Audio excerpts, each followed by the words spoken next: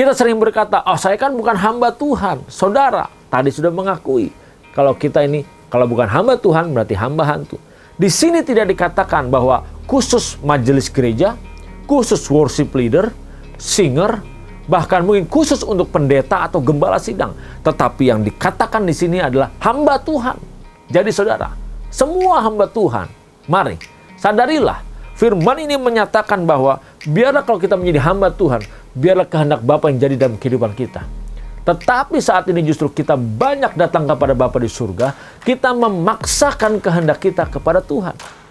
Ketika kita berdoa kepada Tuhan, kita memaksa, bahkan kita berani menggunakan nama Tuhan Yesus Kristus untuk memaksa kehendak kita supaya terjadi. Saudara, ini yang terjadi ketika kita datang kepada Yesus Kristus Tuhan. Kita mengharapkan keinginan kita sampaikan keluh kesah kita sampaikan di dalam bentuk doa, dan kita memaksakannya di dalam nama Tuhan Yesus Kristus.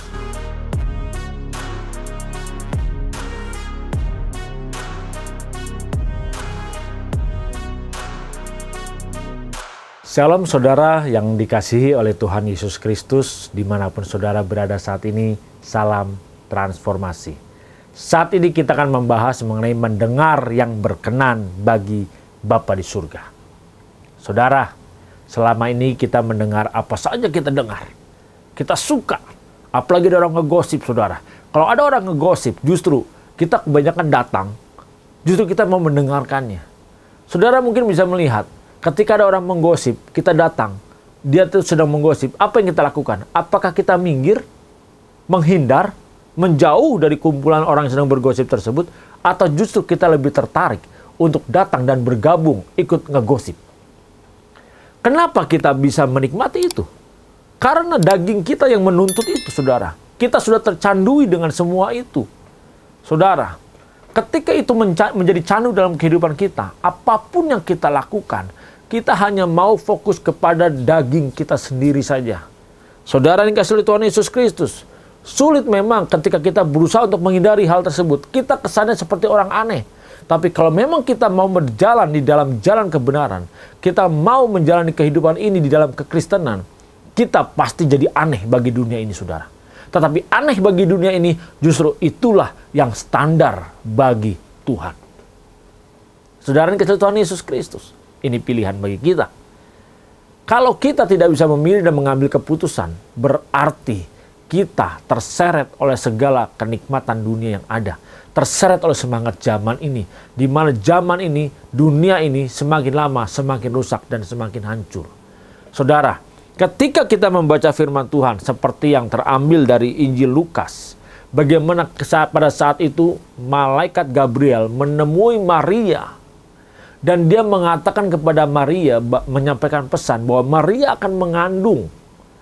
Bisa saudara bayangkan, Maria akan mengandung padahal dia belum bersuami. Dia belum dijamah oleh laki-laki. Saudara bisa merenungkan ketika itu terjadi, Maria itu bingung luar biasa. Kenapa dia bingung? Karena pada saat itu orang yang belum bersuami, orang yang belum menikah, tiba-tiba dia hamil. Maka dia akan menanggung akibat yang luar biasa dahsyatnya. Dia harus diseret, dia harus dilempari dan dirajam sampai mati. Hati Maria pada saat mendengar berita yang menyenangkan tersebut, dia sangat galau. Dia sangat gelisah. Bahkan dia pun merana. Tetapi itulah yang dia dengar. Kebenaran yang dari Tuhan. Saudara, berapa banyak orang percaya pada saat ini, orang Kristen pada saat ini, dia begitu mendengar kebenaran yang murni, dia mendengar Injil yang murni, hatinya merana, gelisah. Dia tidak sanggup meninggalkan semuanya itu. Dia tidak sanggup mengambil keputusan bagaimana bisa menyukakan dan menyenangkan hati Bapa. Dia tidak berani mengambil keputusan bahwa dia hanya mendengar apa saja yang menyukakan Bapa. Maria pada saat itu, dia mendengar dan dia menerima pesan itu. Tapi apa yang dia lakukan? Apa yang dia jawab, saudara? Mari, di dalam Lukas, di ayat 38, Lukas 1 ayat 38, dikatakan oleh Maria, "Sesungguhnya aku ini adalah hamba Tuhan, jadilah padaku menurut perkataanmu itu." Saudara, Maria bisa saja dia menolak apa yang disampaikan oleh malaikat Gabriel. Bisa saja dia berkata, jangan sampai itu terjadi, karena dia harus mengalami situasi yang berbahaya. Dia bisa mengambil keputusan untuk tidak mengikuti segala pesan tersebut. Tetapi apa yang dilakukan oleh Maria, apa yang dikatakan dan dijawabnya kepada malaikat tersebut, dia berkata bahwa sesungguhnya aku ini adalah hamba Tuhan, jadilah padaku menurut perkataanmu itu. Saudara, berapa banyak sekarang ini orang percaya datang kepada Tuhan. Dia mengaku percaya Yesus sebagai Tuhan dan Juru Selamat. Tetapi dia tidak pernah berani mengatakan, jadilah padaku seperti apa yang kau inginkan. Saudara yang dikasihi Tuhan Yesus Kristus, ayat ini mengatakan bahwa sesungguhnya aku ini adalah hamba Tuhan. Saudara, apakah saudara hamba Tuhan? Siapapun yang menyaksikan tayangan ini, saya tanya, siapakah di antara saudara yang hamba Tuhan? Hanya ada dua pilihan. Kita menjadi hamba Tuhan atau menjadi hamba setan. Tidak ada pilihan yang lain lagi, saudara. Hanya dua. Hamba Tuhan atau hamba setan. Kalau kita tidak pernah menyadari bahwa kita sebagai hamba Tuhan, berarti kita menjadi hamba setan atau hamba hantu. Kalau kita menjadi hamba hantu atau hamba setan, berarti kita bukan menjadi hamba Tuhan. Kalau saudara mengatakan bahwa, oh saya hamba Tuhan, saudara, berarti apapun yang disampaikan oleh Tuhan Yesus Kristus, apapun yang dikehendaki oleh Bapa di surga, seharusnya kita membuat hatinya senang dan bergembira. Seharusnya kita mengikuti keinginannya.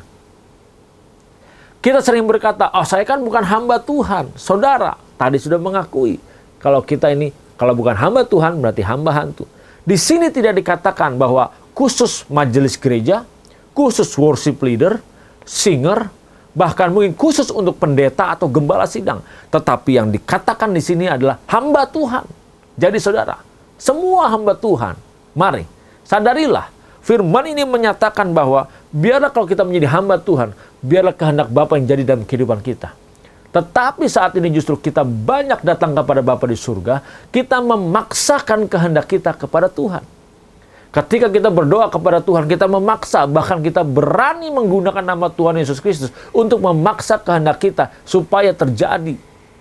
Saudara, ini yang terjadi ketika kita datang kepada Yesus Kristus Tuhan. Kita mengharapkan keinginan kita sampaikan keluh kesah kita sampaikan di dalam bentuk doa, dan kita memaksakannya di dalam nama Tuhan Yesus Kristus. Adakah di antara kita justru datang kepada Tuhan, kita bertanya apa yang menjadi keinginannya, apa yang menjadi kerinduan Tuhan, supaya saudara dan saya kita lakukan ketika kita memiliki kesempatan di dunia ini? Kalau memang kita hamba Tuhan, justru kita harus menyadari di dalam kehidupan kita, kesempatan kita begitu singkat. Kita harus melakukan apa yang menyukakan dan menyenangkan hati Bapa di surga. Maria saja berani berkata bahwa sesungguhnya aku adalah hamba Tuhan.